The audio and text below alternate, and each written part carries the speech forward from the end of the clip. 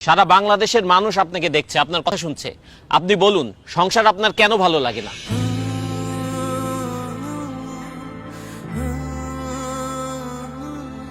আমি যখন অনেক ছোট স্কুলে পড়ি, তখন আমার মা বাবা, স্কুলের শিক্ষক সবাই আমাকে বলেছেন, সুন্দরভাবে পড়াশোনা করো, পরীক্ষায় ভালো রেজাল্ট করো, তাহলে জীবনে সুখ আসবে।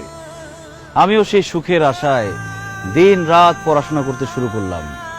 পরীক্ষা দিলাম, ভালো রেজাল্ট করলাম, পড়াশোনা শেষ করলাম, কিন্তু সুখ পেলাম না। বরং চাকরি নামের একটা দুশ্চিন্তা আমার জীবনে চলে আসলো। সবাই বলতে শুরু করলো, যদি ভালো চাকরি পাও তাহলে জীবনে সুখ পাবা। তাই চাকরির জন্য বিভিন্ন জায়গায় পাগলের মতো ঘুরতে থাকলাম, ইন্টারভিউ দিতে থাকলাম। অবশেষে আমার চাকরিটা হলো ঠিকই, কিন্তু আমার জীবনে সুখ আসলো না। অফিসে কাজের প্রেসার, বসের প্রেসার, প্রমোশনের প্রেসার, আমার জীবন থেকে সুখ আরো বেশি হারিয়ে গেল।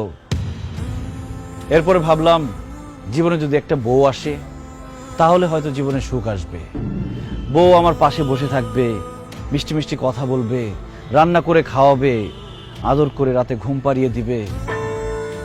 তারপর একটা বিয়ে করলাম, কিন্তু তারপর আমার জীবনের সুখ আসে নাই। অফিসের প্রেসারের সাথে আমার জীবনে আরেকটা প্রেসার যোগ হইল, সেটার নাম হচ্ছে বউয়ের প্রেসার।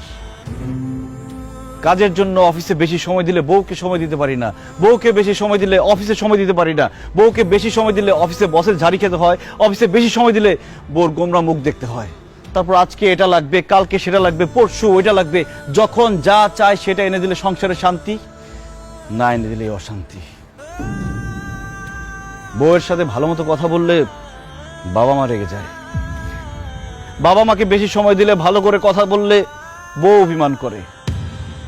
শ্বশুর শাশুড়ির সেবা করলে বাবা মা রেগে যায়, আবার বাবা মার সেবা করলে শ্বশুর শাশুড়ি রেগে যায়। তবুও শ্বশুর শাশুড়ি, বাবা মা সবার মন জুগিয়ে এই সংসারে আমাকে চলতে হয়েছে। ঈদ আসলে সবাইকে নতুন জামা কাপড় কিনে দিতে হয়েছে, কিন্তু ঈদের মধ্যে আমি কোনো নতুন জামা কাপড় কিনতে পেলাম কিনা সেটা কেউ কখনো জানতে চায়নি। কেউ অসুস্থ হলে তাকে হসপিটাল নিতে হয়, ওষুধ এনে দিতে হয়, কিন্তু সারা দিন শেষে ক্লান্ত হয়ে আমি বাসায় ফিরলে আমার কি খারাপ লাগছে কিনা, আমার কি অসুস্থ লাগছে কিনা কেউ কখনো আমার কাছে জানতেও চায়নি। আর এইসব শুধু আমার সাথে না, বাংলাদেশের হাজার হাজার লাখো পুরুষের সাথে প্রতিনিয়ত হচ্ছে এরকম। এত কিছু করার পরও একজন পুরুষ মানুষ, একজন স্বামী কাউকেই খুশি করতে পারে না। সবার শুধু সেই পুরুষ মানুষটার উপরে কমপ্লেইন আর কমপ্লেইন। তাই সংসার থেকে আমার মন উঠে গেছে।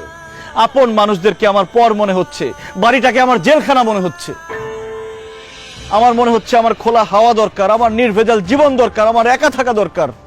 তাই আমি বাড়ি ছেড়ে, সবাইকে ছেড়ে এখানে এসে থাকার চিন্তা ভাবনা করেছি।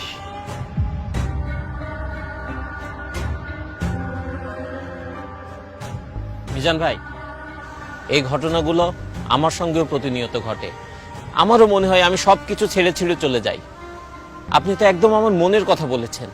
মিজান ভাই, আমিও সারাটা জীবন অনেক কষ্ট করছি, কিন্তু কাউরে কখনো সুখী করতে পারি নাই। মাঝে মাঝে মনটা চায় যে সংসার জীবনটা ছাইরা চলে যায়, কিন্তু বাবা মা, বউ বাচ্চা এগো মায়া ছাড়তে পারি না। বাবারে, তুই যা বলছিস তা এই দেশের সব পুরুষের সাথেই হয়। পুরুষ কোনোদিন কারো আপন হইতে পারে না।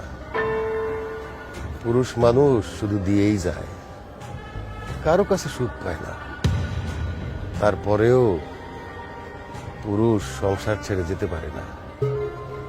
তার দায়িত্ব হচ্ছে সংসারটাকে আগলে রাখা, সংসারের সব মানুষগুলিকে ভালো রাখা। এই অবস্থাটা হইতো না রে বাবা, যদি আমরা পুরুষরা নারীরে নারী না বলতাম, মানুষ বলতাম, মানুষ ভাবতাম। আর নারীরাও যদি পুরুষ না বইলা মানুষ ভাবতো, দুইজন দুইজনরে মানুষ ভাবলে এই সমস্যাগুলি আর হইতো না রে বাবা। জামাই বাবাজি, তুমি যে কথাগুলো বলছো একদম ঠিক বলছো। তুমি বলতে পারছো, কিন্তু আমি সারাটা জীবন বলতে পারি না। তারপর পুরুষ মানুষ দেখে এভাবেই সংসার করতে হয়, তোমাকেও করতে হবে। মিজান, আমাকে তুমি মাফ করে দাও। তোমার স্ত্রী হিসেবে আমার দায়িত্ব ছিল তোমার কষ্টগুলো বোঝা। আমি তোমাকে কথা দিচ্ছি, আজকে থেকে তোমার দুঃখ কষ্ট সব কিছুর আমি খেয়াল রাখবো। প্লিজ বাসায় চলো, চলো না আমরা নতুন করে সুখের সংসার করি। সংসার কখনো সুখের হয় না সেতু। আমার মনে হয় কোনো সুস্থ স্বাভাবিক মানুষ সংসার করতে পারে না। সংসার করতে হলে পাগল হইতে হয়।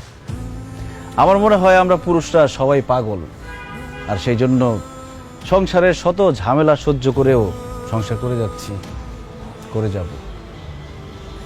চলো।